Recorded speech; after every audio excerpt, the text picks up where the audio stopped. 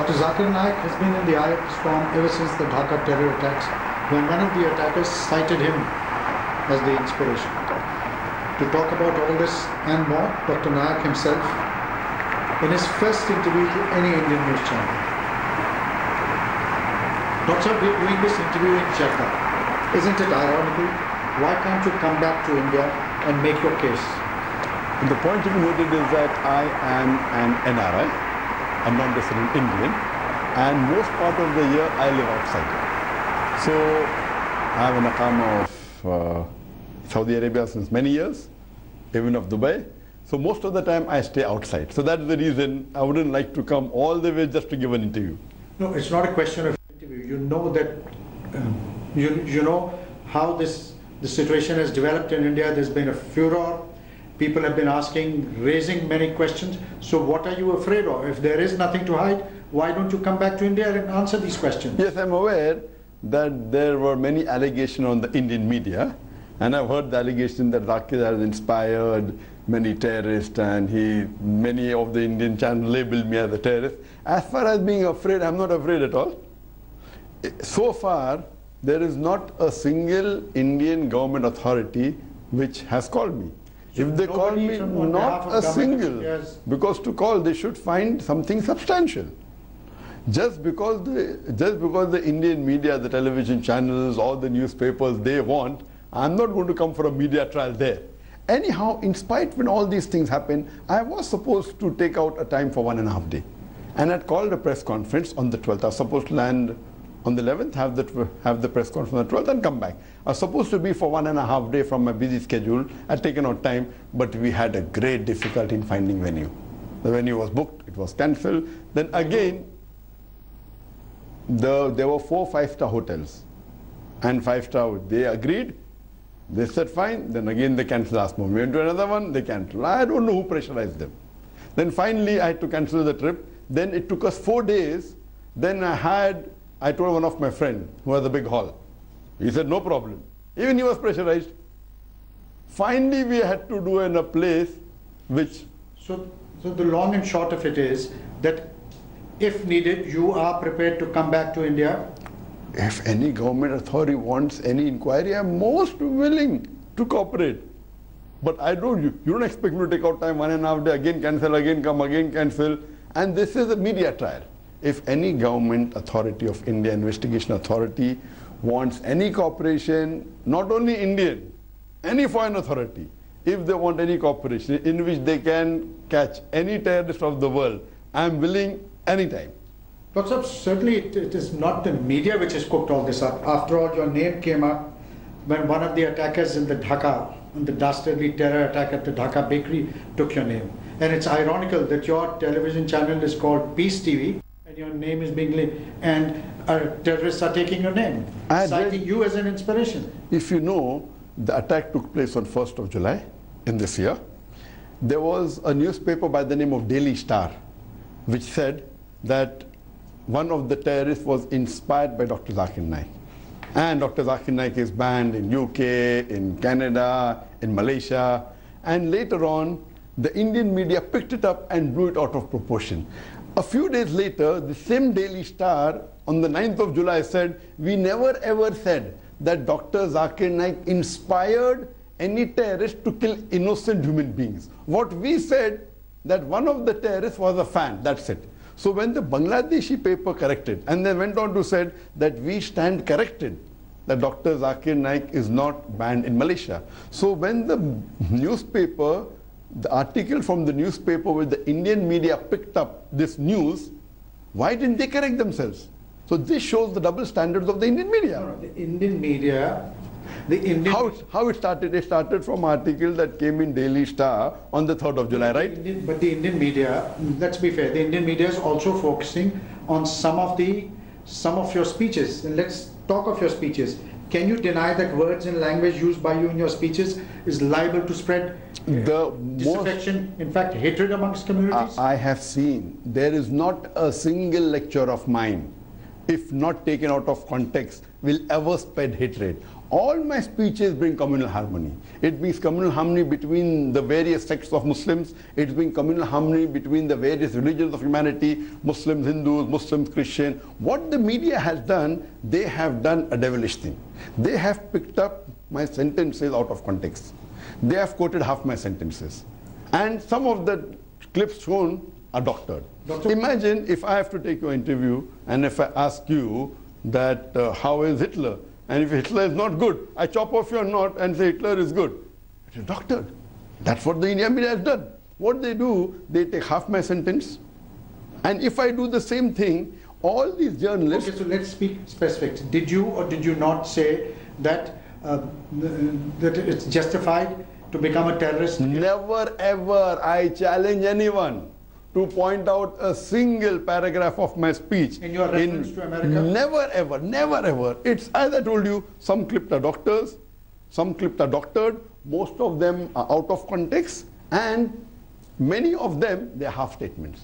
I challenge. What I would say that the Indian media, when they pick up any sentences, they should see the full lecture. You can't pick up out of context. And I challenge one journalist who has spoken against me. If he says and say, I've seen the full lecture. If they pick up 5 clips, have they seen the full 5 lectures? Anyone with an unbiased mind, and I challenge them to show the full lecture of mine. I challenge any media to show the full lecture of mine and then say, is it right or wrong? You say, you claim that you're a pacifist, you are working to bring about harmony. But when you run down other religions, when you say that eating prasad is un-Islamic, when you start, running down, picking holes in the theology of other religions, how is that promoting harmony? Regarding the allegation that I run down other religion, I challenge anyone to point out any statement in context of mine where I run down other religion. In fact, Quran is very clear.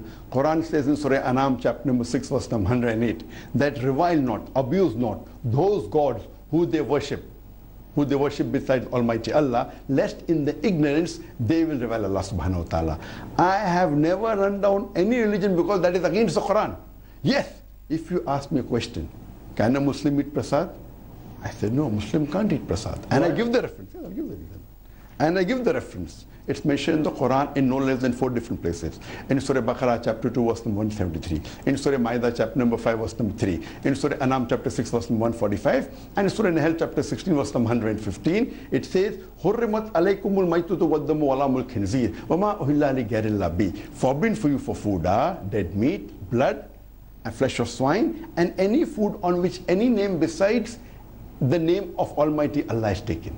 So in Islam, a Muslim is not supposed to have food of anyone, any name.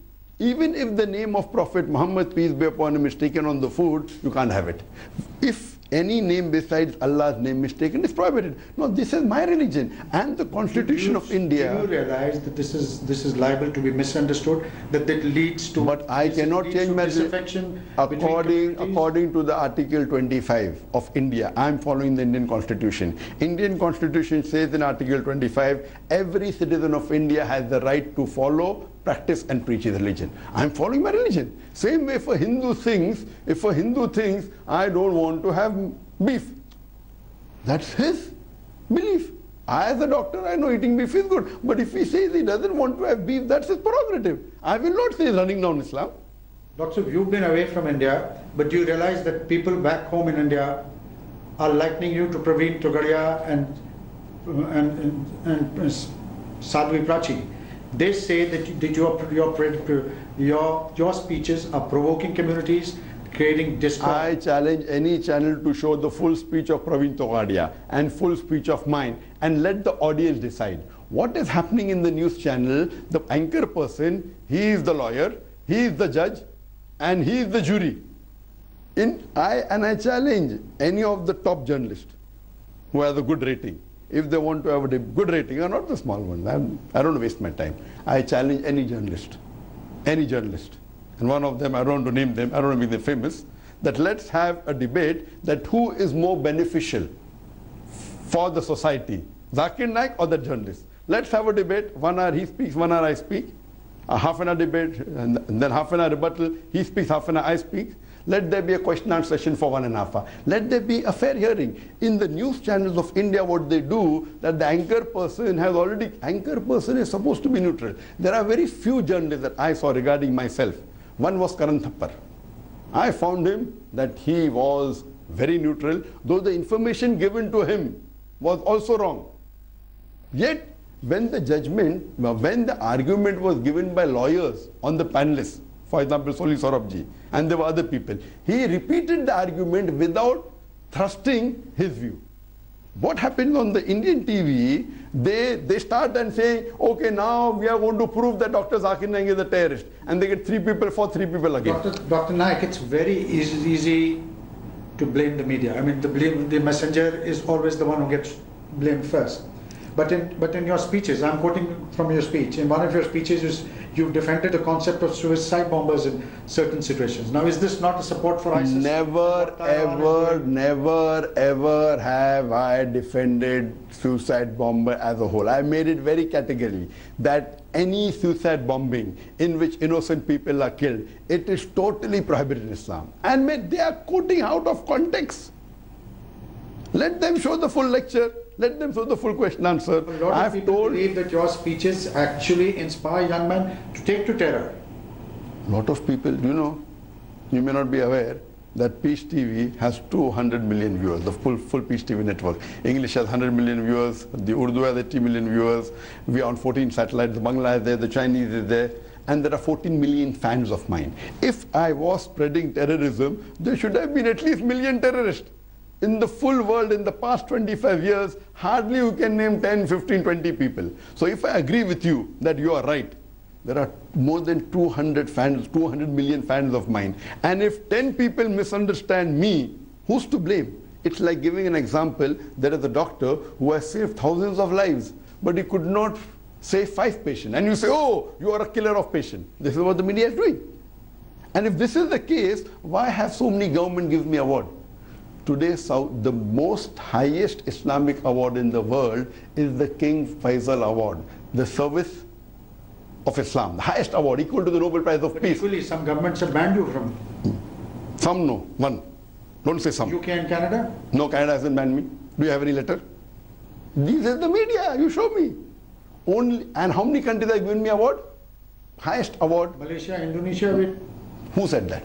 Indonesia. I was there 2 months back. First we'll come to Saudi, we'll go in order. Saudi Arabia last year gave me the highest award in the Islamic world, King Faisal Award for Service of Islam.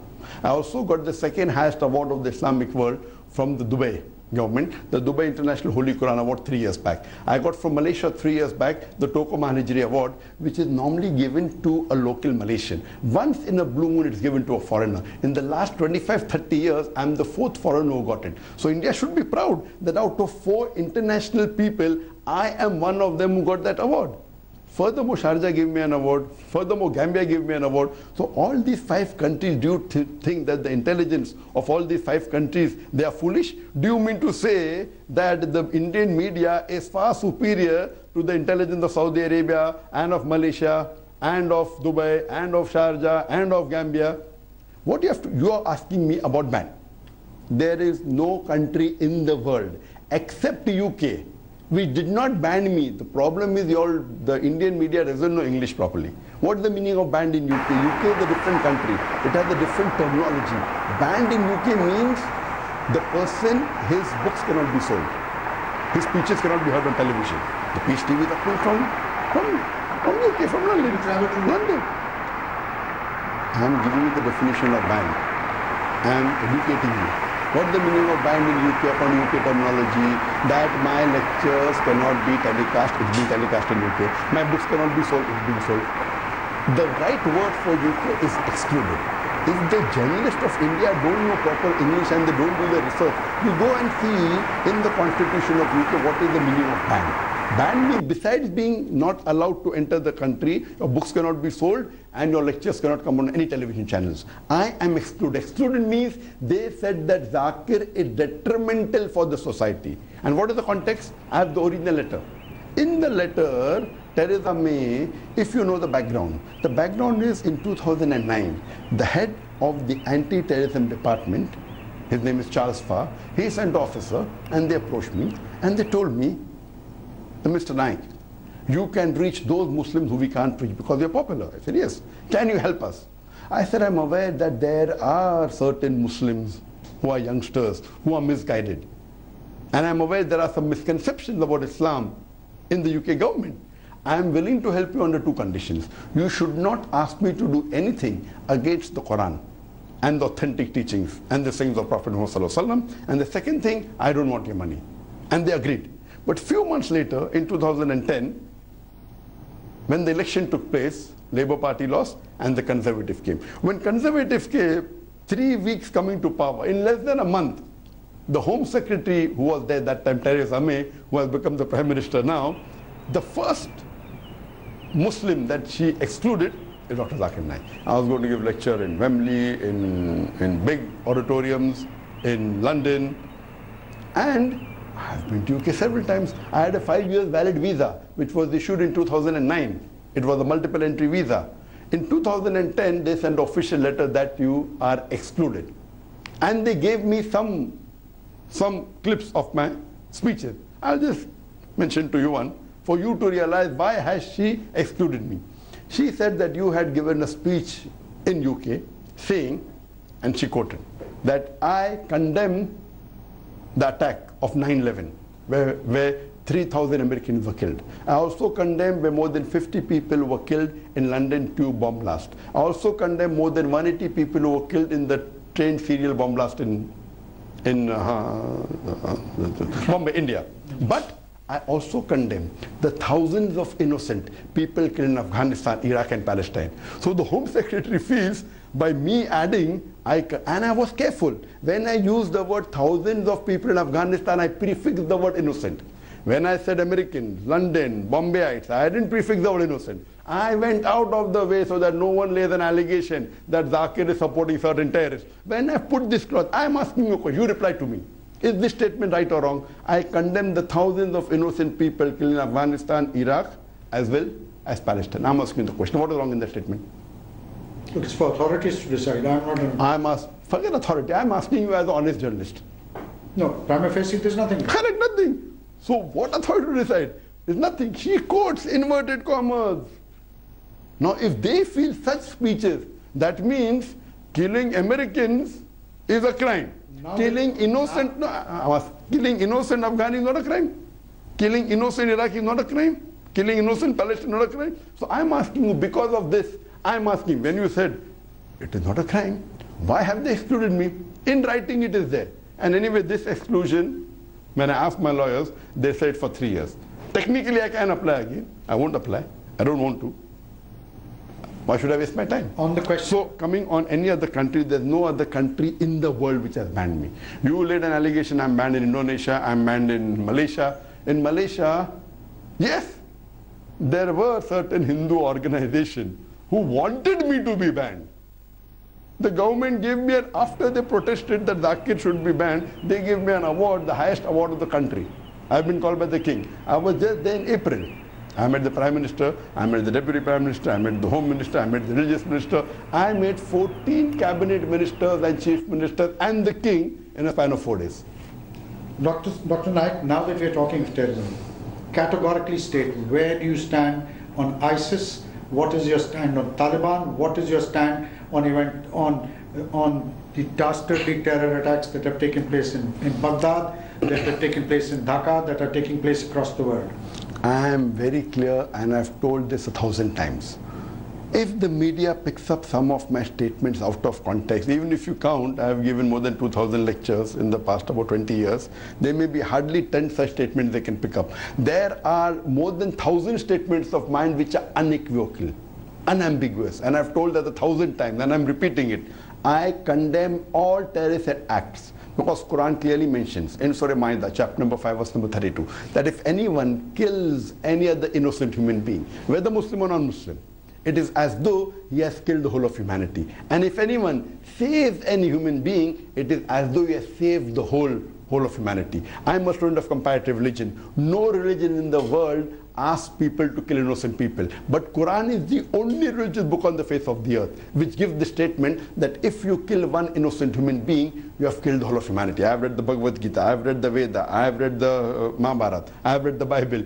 I challenge anyone to take out any such statement equal to the Quran, which says if you kill one innocent human being, you have killed the whole of humanity. So as far as I am concerned, all terrorist acts done by any human being in the world, it is prohibited. It is the second major sin in Islam.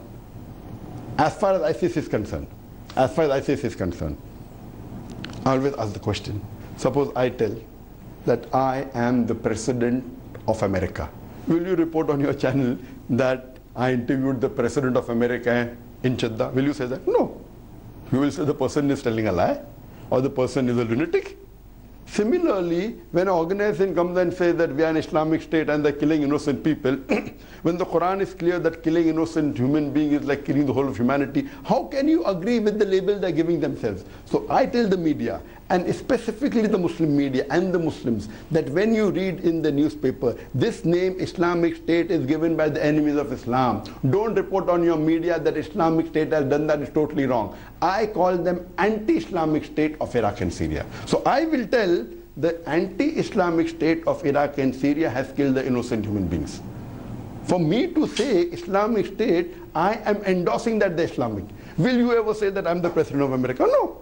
So why are you using double standards? It is clearly mentioned in the Quran that killing innocent human being is like killing the whole of humanity. So I tell the Muslims that in their ignorance, what they're doing, they are endorsing these people. And it is the news media which are giving them more publicity. What? So I will tell them that they are anti-Islamic state. And anyone, leave aside anti-Islamic state does it, whether Muslim does it, whether non-Muslim does it, whether they're talking about Baghdad, whether they're talking about Medina, whether they're talking about Dhaka, whether they're talking about Bombay. When I've categorically told in so many lectures, no, do you want me to say that every act anyone does, I'll come and condemn? Generally, anywhere in the world, whether New York, whether London, whether Baghdad, whether Palestine, whether Afghanistan, whether Iraq, killing innocent human beings is condemned. Dr. Naik, you've spoken vehemently here. But do you realize that there is, across the world, increasingly Muslims are being viewed with suspicion? Islam, unfortunately, is not the most popular religion across the world. And would you agree that a part of this problem also stems, responsibilities also devolves on Muslims, on the way some people in the name of Islam have acted? Regarding you saying that Islam is not popular, I would say no. Today it is the most popular. It is the maximum practiced religion in the world. In numbers, Christianity may take, but scholars agree that in practice, Islam is the largest followed religion in the world. I do agree with you that today the world looks at in a different angle. For this, I would blame the media, and I've given lectures. I'm a man of the media. I've given 7 lectures, and according to me, those who are indulging in such acts of terror in the name of Islam. I'm coming. So it's not the media which is. Of course. So number one, according to me, and you ask me the question, I have to give my view. I have not repeated your view, correct? You're asking me, so I'll give my view. Give me a chance to give my view. Certainly. According to me, number one responsible is the media. Today, media is the most important weapon in the world. It can convert black into white, day into night, hero into a villain, villain into a hero. Today, what the media does, picks up black sheep of the Muslim community and they portray as though they're exemplary Muslim. I do agree. There are black sheep in the community. I'm not saying that all those who claim to be Muslims, they're 100% practice Muslim. What did the media do? They pick up black sheep of the Muslim community and they portray as though they're exemplary Muslim. In the Indian media, we have headline, Muslim Arab marrying a girl of 16 years old. Headline. When a non-Muslim rapes a girl of 6-year-old, it comes in news brief. Why? These are the double standards of the media. See about me. But just because, I mean, that doesn't absolve those Muslims who are acting in the name of. That's what I'm trying to tell you. These Muslims who are doing the terrorist attack, they are not practicing Muslims. They are black sheep of the Muslim community. And they are to be condemned.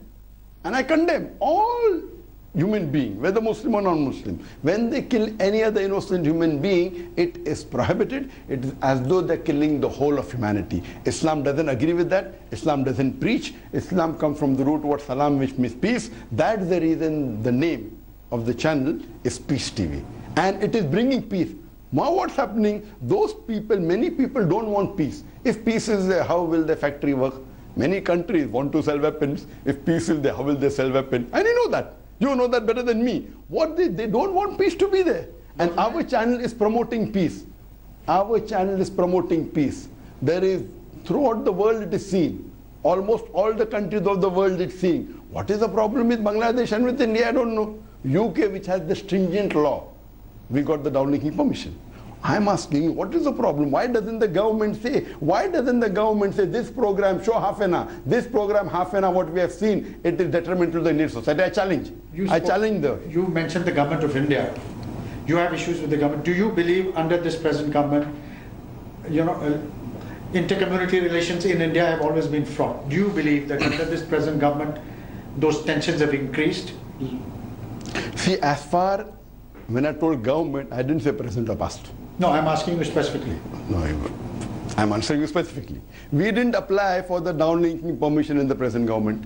We applied in the previous government. We applied in 2008, 2010, 2012. Always it was refused. They didn't give us a reason. That's said security reasons. Why?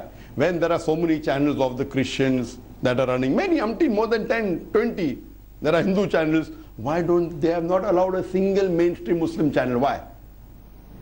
This present government, I haven't applied. I'm going to apply. I'm going to ask the Peace TV officials, I'm going to tell them, apply, and let's see what is the motive of this government. As far as the past government was there, thrice they refused. And they haven't given us a reason. When the world is allowing, do you mean to say that the intelligence of India is something superior? Or you point out, okay, this lecture of yours or this lecture shown on Peace TV is detrimental to the society.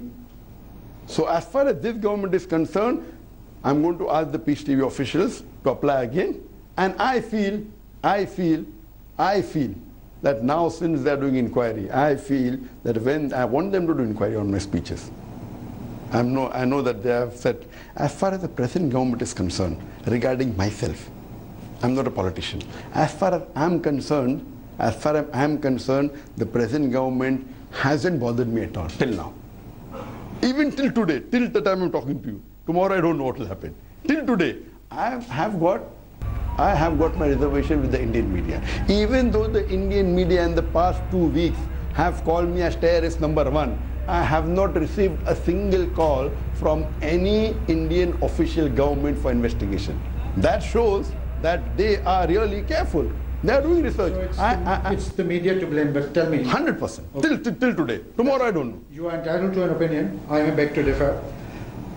Do you believe, and there are many politicians, and I'm specifically coming back to this question because there are many politicians who are of this view, but do you subscribe? Of the view of what?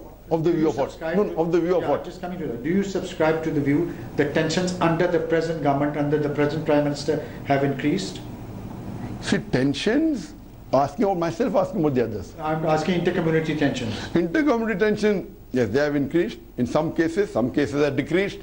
I am a specialist of Islam and comparative religion. You spend a lot of time in the Middle East. The Prime Minister has been on an outreach program. Yes.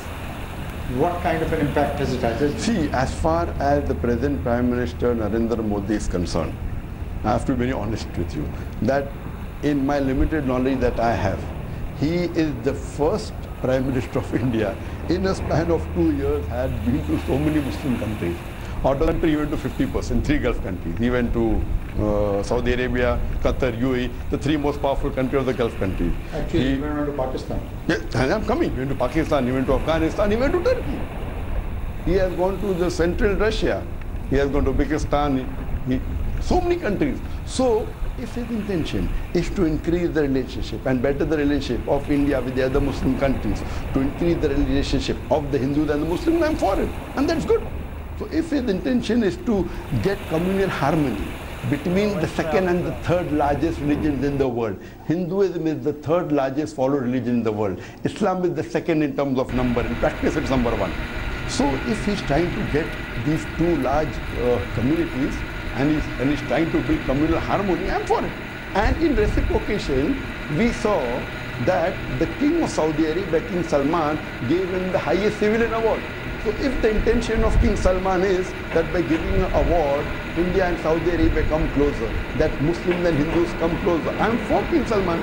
If the intention is important. So I believe that I don't know of any Indian Prime Minister in such a short span has gone to so many Muslim countries. So I'm for it because Quran clearly states in the Quran Surah Imran, chapter 3, verse 64, Ta'alaw ila kalimatin sawa'in bayna bainakum. Come to common terms as between us and you. So if I have to look in my perspective that the relationship, if he's going to make it better, I'm for him, as far as this is concerned. In politics, I'm not a politician.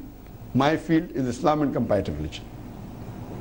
In the course of the interview, you've spoken of the kind of influence that you have. There are issues. India has the second largest population of Muslims in the world. There are issues that beset the community. There are issues that, don't you believe there is time for reform? Why don't you address issues with regards to status of women? There's this issue of a verbal triple talaq. Millions of Muslim women have signed a petition in India, are crying out for reform. You're saying India is the second largest Muslim country in the world? According to me, it is the largest. Yes, the Indian government records may say second. According to me, it is the largest, more than even Indonesia. I feel there are about 230 to 250 million Muslims in India, 20%, I believe, or maybe more than that. It is the largest. Regarding me speaking on issues like women's rights, that is the problem. That the Indian media doesn't see my lectures. I have given 2,000 lectures. So where do you stand on an issue like verbal I'm coming. triple talaq? I have given a lecture on women's rights in Islam, modernizing outdated. Regarding triple talaq. Now you're asking me a question, I'll give you answer. Now when I give answer, some Muslim will feel offended. As far as triple talaq is concerned, if you read the Quran and say hadith based on that, if someone gives triple talaq in one sitting, according to me it is counted as one. I know there are different schools of thought in Islam. In Islam, there should not be any sect. But there are difference of opinion in scholars. I believe in that group of scholars that if you give triple talaq in one sitting, it is counted as one. That is my understanding of the Quran and the Hadith. Many Muslims don't like it. Now when I give an opinion, they say Zakir gives the fatwa. I'm giving an opinion. I'm not a scholar. I'm a student of Islam and comparative religion. Now when I give, and I can give references, I know the time is short. In Surah Baqarah chapter 2 verse number 228 it says that. It said in Surah Talaq chapter number 65. I can give references. For more details you can see my cassette. According to me, when you give triple talaq, it is counted as one. And Islam is one of the few religions which gives right that divorce can be given. Most of the religions you can't give divorce. So Islam says that if two human beings are not compatible, husband and wife. Conditions laid down. Of course there are conditions laid down. All the conditions I've discussed in my lecture. You can't give it on an SMS. That's what I'm trying to tell you. That there are conditions which you have to follow the Quran. And for that